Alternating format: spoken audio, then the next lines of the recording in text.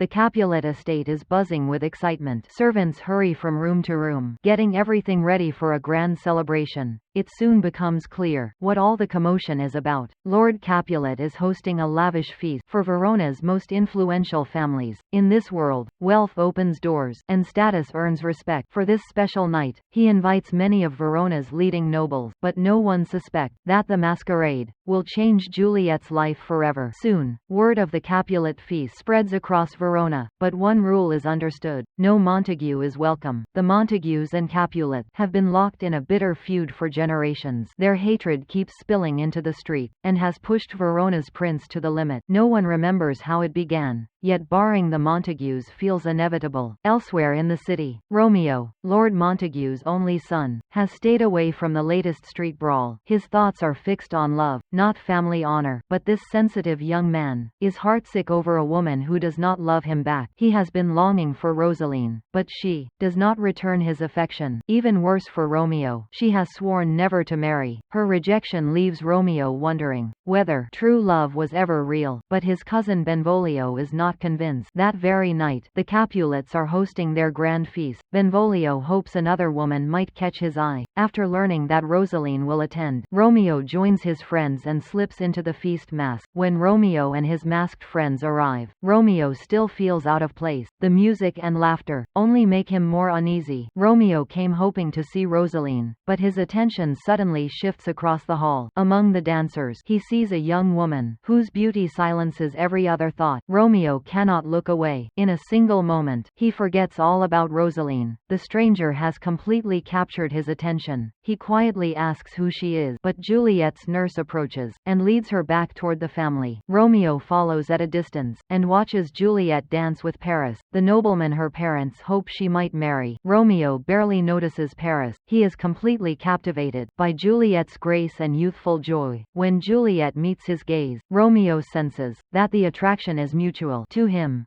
this feels like the love he always imagined. He moves closer through the crowd and waits until Juliet is alone. Then he gently takes her hand. Romeo compares himself to a pilgrim touching the hand of a saint. Juliet catches him off guard by following the metaphor and answering with equal wit. In that instant, Romeo feels as though he has finally met the person meant for him. Their flirtation ends in a kiss, but the moment cannot last. The party continues around them, and the nurse soon calls Juliet away. She returns to Lady Capulet's side, while Romeo finally learns that she is Lord Capulet's only daughter. Juliet also discovers that he is a Montague. The love that has just begun is immediately threatened by their family's hatred. Neither expected fate to be so cruel. As the feast draws to a close, Mercutio and Benvolio urge Romeo to leave, but Romeo and Juliet remain shaken, unable to hide their longing. Neither knows what comes next. He is the heir of House Montague, and she is the daughter of House Capulet. Their love at first sight seems doomed before it has even begun. Another danger is already taking shape. Juliet's hot-tempered cousin Tybalt recognizes Romeo's voice at the feast. Lord Capulet stops him from attacking, but Tybalt vows to avenge the insult later. Romeo, meanwhile, refuses to go home. He climbs into the Capulet garden and hides beneath Juliet's balcony. Juliet soon steps onto the balcony, troubled by the love she cannot explain. Believing herself alone, she speaks openly about Romeo. She wonders why the man she loves must be Romeo, a son of the rival Montague house. When Romeo reveals himself, Juliet immediately fears for his life. If her relatives find him there, they will kill him without hesitation. But Juliet can no longer hide her feelings. Below the balcony, they confess their love. Once the first rush of emotion passes, Juliet becomes cautious. Everything has happened too quickly, and she worries Romeo is only swept up in the moment. Beautiful words alone cannot prove his devotion. Romeo tries to swear by the moon, but Juliet stops him because the moon always changes. She needs more than a beautiful promise made in the excitement of the night. She asks for something real. If Romeo truly loves her, he must send word about marriage the next day. Juliet wants a love built on commitment, not another beautiful speech. Their happiness is repeatedly interrupted. As the nurse calls Juliet back inside, the lovers are forced to part. But Juliet has already made her choice. She wants to marry the young man she has just met. Romeo is equally determined. For now, however, they must say good night. Seeing the person you love feels like a child escaping school, while leaving them feels painfully slow. Their separation is brief, but to them it already feels painful. Romeo knows their families would never bless the match. To make the marriage possible, he goes to Friar Lawrence at dawn. He asks the friar to marry them in secret. They hope to reveal the truth later, after their vows have already made them family. Friar Lawrence is stunned, because Romeo was mourning Rosaline only hours earlier. He warns that passion this sudden can be dangerous, and that violent delights may have violent ends. Then Romeo reveals that the woman he loves is Juliet, the only daughter of House Capulet. Still, the friar sees one reason for hope. A marriage between the rival houses might finally end their ancient feud, and bring peace back to Verona. Friar Lawrence agrees to help. Romeo later rejoins Mercutio and Benvolio, but before he can explain anything, Juliet's nurse arrives in search of Romeo. She wants to test his intentions, and make sure he is not playing with Juliet's heart. The nurse questions him closely, and Romeo answers without hesitation. This time, he puts aside the poetry, and tells her plainly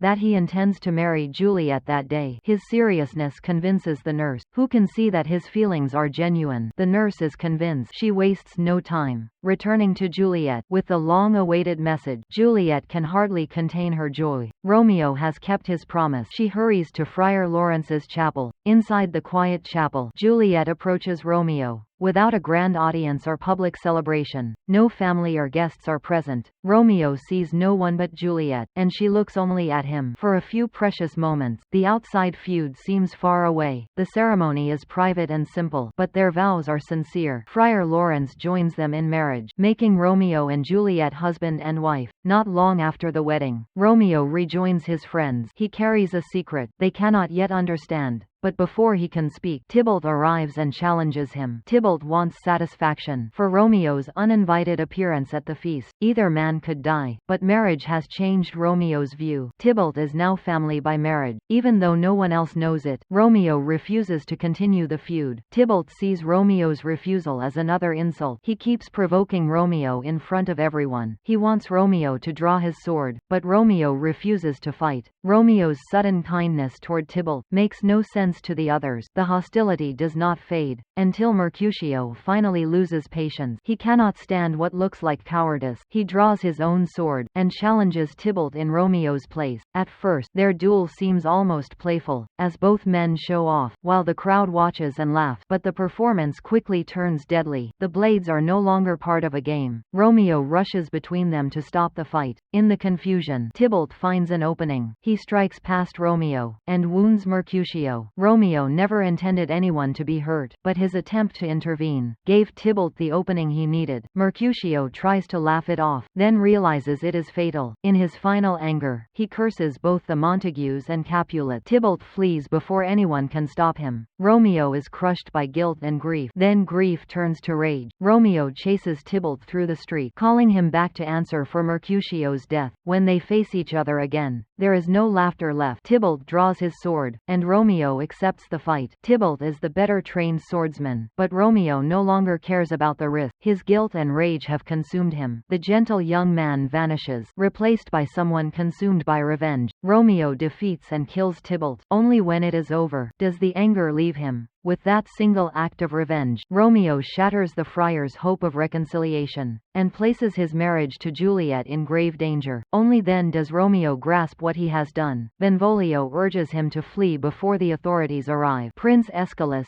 soon arrives with both families. He demands the truth, and Benvolio explains what happened. Tybalt, a Capulet kinsman, is dead, and Romeo, the Montague's son, killed him. The entire city waits for judgment. The prince is furious with both houses. Their feud has claimed another life, this time one of his own relatives. Lady Capulet demands that Romeo be executed for Tybalt's death, but the prince knows that Tybalt killed Mercutio first, and that Romeo acted in revenge, so he chooses a lesser sentence. Romeo will not be jailed, but he is not pardoned. Instead, the prince banishes him from Verona. Romeo must leave Verona immediately. If he is found inside the city again, he can be executed. The decree tears him away from Juliet, and makes their secret marriage nearly impossible. The prince hopes exile will stop the bloodshed. Romeo takes shelter with Friar Lawrence. He is horrified by his own actions, but nothing can bring Mercutio or Tybalt back. His greatest fear is losing Juliet's love. Soon the nurse arrives from the Capulet house. She says Juliet is shattered. Romeo collapses into despair, and says exile is worse than death. Friar Lawrence refuses to let him surrender. He orders Romeo to see Juliet that night, and comfort her as her husband. Before dawn, Romeo must leave Verona and travel to Mantua. The friar tells him to wait for a safer moment, then he will reveal the marriage, ask the prince for mercy, and bring Romeo home. The plan gives Romeo a reason to keep going. His panic slowly begins to settle. After dark, he secretly enters Juliet's room. They need few words to understand each other's grief. They spend their wedding night together, finding brief comfort as husband and wife. Morning arrives far too quickly. The nurse warns Juliet that Lady Capulet is approaching. They listen to the birds outside, trying to decide whether night has truly ended. At last, Romeo climbs down from the balcony. Moments later, Lady Capulet enters, with news that shocks Juliet. Lord Capulet has arranged for Juliet to marry Count Paris within days. Paris is the nobleman introduced at the feast. Juliet refuses the match, but her father believes the decision is his alone. He will not hear her out. When Lord Capulet hears her refusal, he erupts in anger. He calls her ungrateful, and threatens to cast her out if she will not marry Paris. Desperate, Juliet turns to the nurse, but the nurse says Romeo is banished, and advises her to marry Paris instead. Juliet feels completely betrayed. The woman who helped arrange her secret marriage is now telling her to abandon it. With no one else to trust, Juliet turns to Friar Lawrence. She says she would rather die than become Paris' wife. The friar offers one desperate solution. He gives Juliet a potion that will make her appear dead for about 42 hours. Meanwhile, he will send a letter to Romeo, telling him Juliet is still alive. Romeo can meet her when she wakes. Juliet returns home and pretends to obey. The night before the wedding, she drinks it. Soon, she slips into a death-like sleep. The next morning,